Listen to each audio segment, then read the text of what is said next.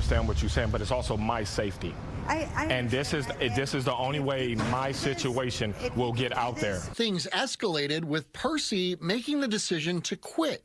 Take your uniform off? Yes, ma'am. Yes, ma'am. But the argument continued. Look, Percy, I'm pretty sure. I wouldn't have touched him. Excuse me. You touched him. Is it my fault? I would say yes, every bit of it is your fault. Okay.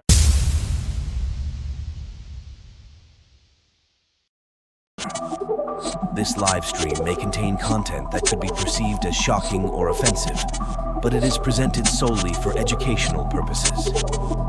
Viewer discretion is advised. We strive to adhere to community guidelines, and any potentially sensitive material is shared with the intent of fostering understanding and learning. Yo, what's going on, guys? It's your boy, Atypical Security Guard. I want to welcome you to today's live stream. Guys, we got a crazy one here. We're going to be talking about a security guard that quits on live TV after a robbery attempt and the 5 lessons learned for private security. So, crazy situation. A security guard is speaking out after he was attacked on the job by 2 guys that he believes were trying to steal his car. There's a security guard in Austin, Texas, who's working in a parking garage. They have an area of the garage that is for employees only. And he has people that are going in there and he thinks they're trying to steal his car. There's video, there's a whole story, but that's not where this whole thing ends. It goes sideways and it goes left when his supervisor shows up. I'm not going to do it justice. Let's get right into the video. The video is via Fox 7 Austin, all rights reserved, using this under fair use. Guys, this situation is crazy. Check this out. Let's see. Speaking out after he was attacked on the job by 2 guys he believes were trying to steal his car. He says he is disappointed in how police and his boss handled the situation. Fox 7's John Krinjak joining us live from East Austin with more on this tonight. John.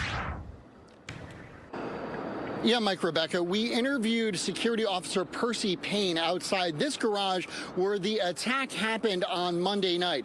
During our interview, Percy Payne's supervisor showed up.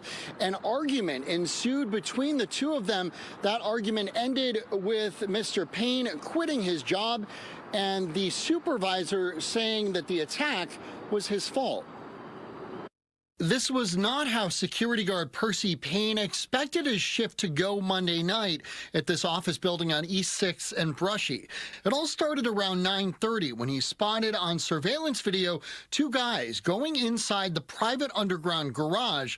The door was apparently stuck open. I witnessed 2 young Hispanic males on 2 electric scooters. He went downstairs to check it out, and he says he saw the teens messing around with his personal car. One individual was at my driver door with his back to me, looking back. The other individual was at my passenger door, facing me, being a lookout. The suspect saw him and ran off. He chased after them and says he tried to detain them until someone could call the cops. Then things got physical.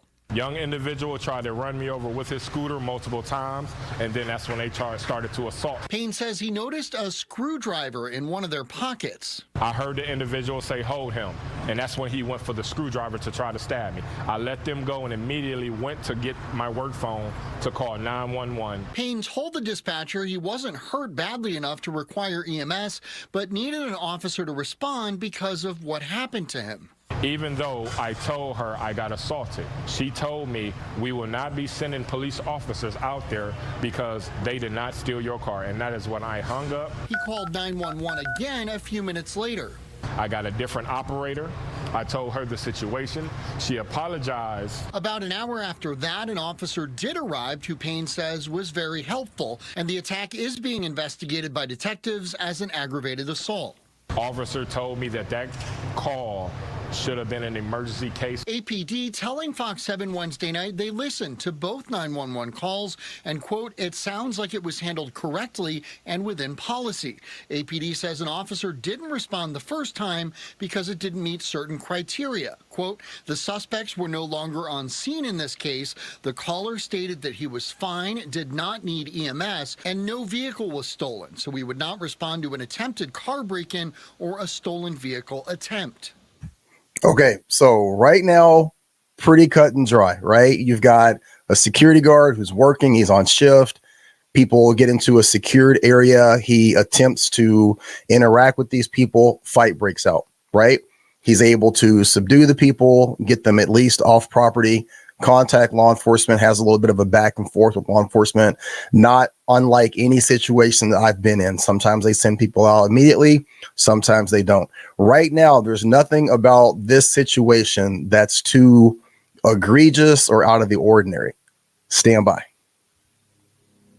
I don't think that it was taken as seriously as it should have been. It was as we were discussing this that Payne's supervisor with Preby Security walked up and asked him to stop talking with us while he was on the job. We are very sorry that that happened to you. We have a policy. You're not supposed to do any interviews in your uniform. If you want to do this as a private citizen, you can. I understand what you're saying, but it's also my safety. And this is the only way my situation will get out there. Things escalated with Percy making the decision to quit. Take your uniform off. Yes, ma'am. Yes, ma'am. But the argument continued. Look, Percy, I'm pretty sure. I wouldn't have touched him. Excuse me. You touched him. Is it my fault? I would say yes. Every bit of it is your fault. Okay.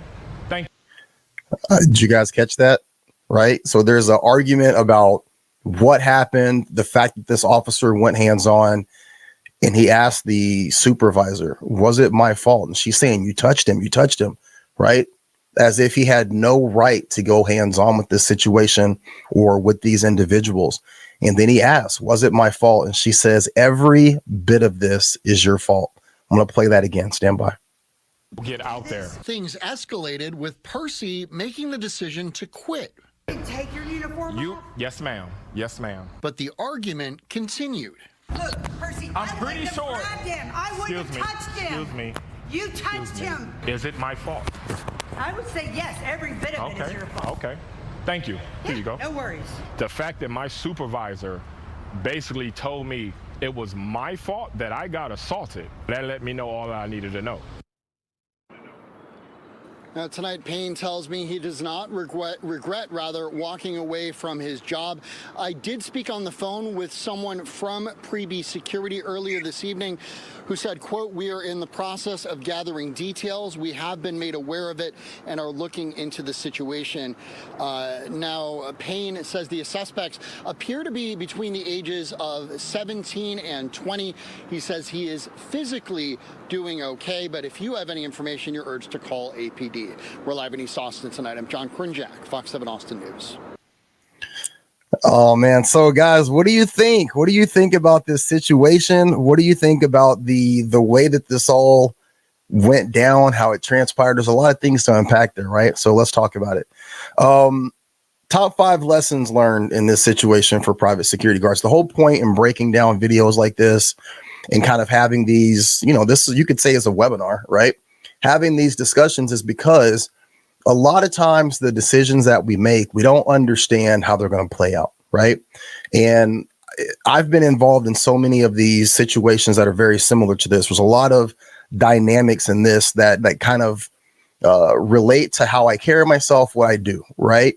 I do a lot of media stuff. I've been interviewed on everything from Fox News to Newsmax. Clearly, I do the security guard channel here. There's some issues that you need to understand if you're working in private security that I think are important for you guys to be aware of. So, number 5, all right, it's the risk of action. Engaging in direct action can not only cost you your job, it could definitely cost you your life. You see that this person is attempting to stop these kids.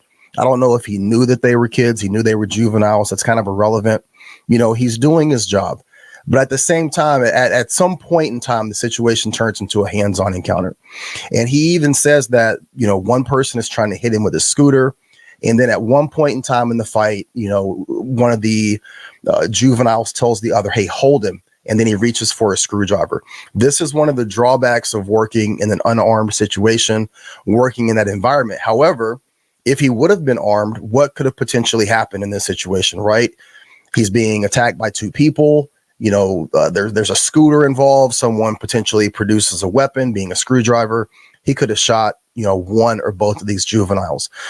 Now, that would be a situation where you would say, hey, look, they put themselves in that situation. They put themselves in that circumstance. I agree. But think of the things that could have happened on either side of this equation, right? When you make that decision to go hands-on, when you make that decision to interject beyond observe and report, and I know a lot of you guys are like, man, that's what we're here for. No, I get it. I get it, guys. You don't have to argue with me. I understand. Okay. I don't like the just observe and report model any more than anybody else. But I'm saying that in these situations, this is what it leads to, right? You decide to go hands-on. You're putting yourself in a situation where it could cost you your job. And in certain situations, it could cost you your life. You have to be aware of that, right? Number 4, very important to understand. The police response. It's not always guaranteed in all situations. He reached out to law enforcement. He did the right thing. He contacted them and they told him, hey, we're not sending anybody out there. That's a very real possibility. And you need to understand this in all aspects of doing your job, whether you're working in an armed capacity or an unarmed capacity. A lot of the things that we find ourselves in working in the private security industry, they don't measure up to the level of importance in terms of law enforcement. And I've been personally affected by this over the last 4 years. I've seen it happen, right? But it's not just in the security field. There's cities and locations and areas in this country where they just don't have the police to respond. And every call that comes in, it gets ranked in order of importance. And so regardless of what you're dealing with what's going on at your site, your location, if it's not deemed important enough, the police might not be responding. So you have to ask yourself, do you want to work in an environment? Do you want to work at a post where you're unarmed, where you're potentially dealing with dangerous situations like this, and the cops aren't going to show up? That's something that you have to take into account when you're deciding on if these are the locations, the jobs, and the sites and the companies that you want to work for. Number 3, guys, you have to understand that everything, no matter what you do, it's always your fault, right? Almost every action is going to be deemed the officer's fault, regardless of the circumstances. You heard it from the supervisor. You shouldn't have touched him. You touched him. I wouldn't have touched him. Now, from the video that we're seeing, like, these guys are jumping this dude. Like, I don't think that he has any other option but to defend himself. And no security guard, regardless of where you're working, regardless of if you're armed or unarmed, regardless of if you're working a high priority detail or some run-of-the-mill just stand and look at a door, absolutely no security guard deserves or should be obligated to be a victim. Everybody has the right to self-protection, even a security guard. But I want you to hear what this supervisor, this representative from this company is saying. You are at fault. It's your fault. She says, all of this is your fault. Every bit of it. So it's his fault that these kids chose to come in and break into a secured area. It's his fault that they made the decision to try and burglarize or maybe carjack his car. It's his fault that they jumped him, potentially pulled out a screwdriver to commit aggravated assault. That's all his fault. From the company's perspective, yes, it is. And guys, I'm here to tell you, 110%, that is the way that 99.9% of security companies view every single thing that you and I do. It's always our fault. Now, if you understand that and you accept that and you work within that knowledge, you will be just fine. You'll be able to work. You'll be able to have a decent job, a decent career. You'll be able to advance. But you have to understand that no matter what happens, more than likely, more times than not, you are going to be the one that is held responsible and liable for it. It's just the nature of the business. Okay? I'm not saying it's a good thing. I'm not saying it's anything that makes you feel good about the situation, but it is. And once you accept that, and once you're able to work within that understanding, everything about private security becomes very, very easy. Because then you can start to tailor your actions and your decisions based on that information. If you know that no matter what happens, it's going to be your fault, you need to move and act accordingly. right? Let that decide and dictate what you decide to get into and what you decide to take on as your responsibility when you're working for these companies. Number two, media protocol. I have found myself in this exact same situation, right? All media and interviews need to go through your company. I know that's probably frustrating if you're in a situation like this. This guy clearly felt like he was wronged. He felt like he was put in a bad position with the cops not responding quick enough. He probably didn't feel like he was getting the support from his company. So he reaches out to the media, right? You have to remember that the media, they love a negative story. They love a negative story. And let's be 100% honest here. They love a negative story where a minority is making a complaint, a minority has an issue, a minority has a grievance, you know, that draws eyes to the situation. But you have to understand when you're working, especially if this guy was on the clock, you can't be giving interviews while you're on the clock. You can't be in uniform giving your opinion about your employers, giving your opinion about the situation. It's never going to go over well.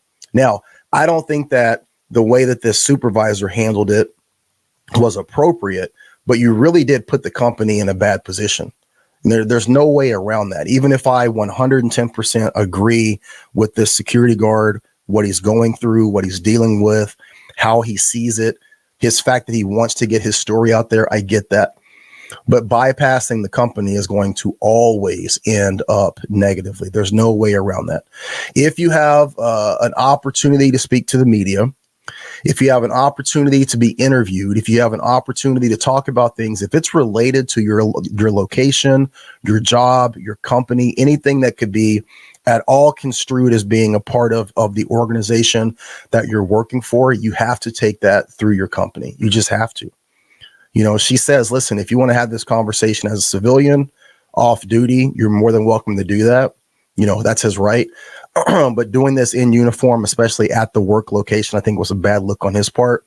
And there was really no way that it wasn't going to end badly. That being said, you know, there's something to be said for the employer stance. I want you guys to notice how quickly she was willing to let this guy walk. So you have a situation where, you know, he's potentially been assaulted. He has been assaulted. He's having this conversation. He's clearly upset. He feels aggrieved. He seems like a really articulate guy. He seems like a pretty squared away officer. Could he have made some different decisions? Could he have done some things differently? Absolutely. Yeah. But at no point in time did she make any sort of attempt to try and, let's be honest, de-escalate the situation, right? What we're seeing in this video is her further escalating the situation, further leaning into his feelings of not being heard. And for the most part, right, from a private security standpoint, this is what most of us go through. When I'm upset with my supervisor, anytime that I've ever had a negative interaction with my bosses, it's generally because something has happened and I don't feel that the people who are above me are listening to where I'm coming from. I think that most of us can relate to that, right? Whether it's hours, whether it's pay, whether it's a raise, a use of force situation, we're not being heard. And this supervisor is clearly not listening to this person. She's not giving any indication that she's trying to hear where he's coming from. And then she lashes out. This is all your fault. How do you think that made him feel? But I want you guys to pay attention to that. This is the stance. I have to be honest with you. This is the stance of not just the private security employers. This is the stance of most employers in most companies, most corporations. If you're one of the lucky few to work for a company where people truly care about you, where people truly are looking out for your best interest, that's an amazing thing because most people aren't working in that environment. So much like understanding that everything is going to be your fault, what do you do in this situation? If you're smart, you understand that these companies are willing to cut you at the drop of a hat, that there is no situation where they're going to put your best interest in front of the bottom line of their company, that given the opportunity on national television, they will let you walk without any effort to retain your services. Once you know that, that should also color and dictate how you go about doing your job. As much as I advocate for you guys to be team players, as much as I advocate for you guys to do what's best for the company, to give 110%, to fill those shifts, to work that overtime, to be a good leader, to be a good role model, at the end of the day, working in private security, it's a job. It's a job. That's it. There's nothing else. There's nothing else after that for me to say. It's a job. And so when it's time for you to take that vacation with your family, take it. When it's time for you to call off and have that dinner with your wife, call off and have that dinner with your wife. When you need a day to recoup and to recover and to recharge, take it. Because at the end of the day, guys, you can give 120% to these companies. And I guarantee you, when push comes to shove, there will be no thought whatsoever about retaining your services. They will throw you under the bus. They will tell you in front of everyone that it's your fault, and they won't fight for you. Now, that's great information to know. That's great information to have in your back pocket. You need to act accordingly. But unfortunately, that's the dichotomy of working, right? You have to still do a great job. You have to still give 100%. You have to still be available. You have to still be able to maintain that line. But at the same time, understand where your boundaries are. Understand what your limits are. And make sure that you're not giving too much to this job or to this industry to where you're in a situation like this and you find out that there's not going to be any sort of reciprocity in that. I want to know what you guys think. Do you feel that this security guard was out of line? Do you think that he should have not contacted the news organization? Should he have run this through his company first before having this conversation? I want to know what your thoughts are. We got a couple comments here. Let me check these real quick before we get out of here. Somebody said, sounds like an Allied Universal or Garda World situation. We got a couple people saying, yeah, what you're saying is very true. And a couple people just saying hello. In the comments, let me know what you guys think, what your thoughts are about this situation. Have you ever found yourself in a situation, let me ask you this, where you've been reprimanded by your supervisor, where you've been called to explain yourself and you just felt like your supervisor or the management of the company that you're working for, they just weren't trying to hear where you're coming from? Or are you in a situation where you're heard, where you're given an opportunity to speak up, speak out, speak for yourself? Let us know. And if that is the case, what's the name of your company? We should start highlighting some of those companies where supervisors, managers, upper management are listening to their employees, taking their thoughts, their feelings to heart, and maybe making changes that are beneficial across the board. Let me know what you guys think, what you guys are dealing with. As always, I want to thank you for being a part of this platform. If you feel that you're getting any value out of what we're doing, please like, share, and subscribe. And if you want to support what we're doing, there's two things that you can do. You can go to bonesandbrewsecuritygear.com. Again, that's bonesandbrewsecuritygear.com. Buy yourself a security-based t-shirt or super dope morale patch. Or you can go to our Security Guard Training Academy courses that we have on Thinkific. Again, that's Thinkific. And you can type in Security Guard Training Academy. Right now, our course listed is 21st Century Report Writing. The next course to go up is going to be Surviving Mass Shootings in Retail Establishments. Would really appreciate you guys doing that. And it's beneficial to you guys. This guy getting involved in the situation could probably benefit from writing a really good report. So check that out. Let me know what you guys think. As always, I appreciate you being here. If you're working, please watch your back, watch your six, and as always, be great. All right, take care.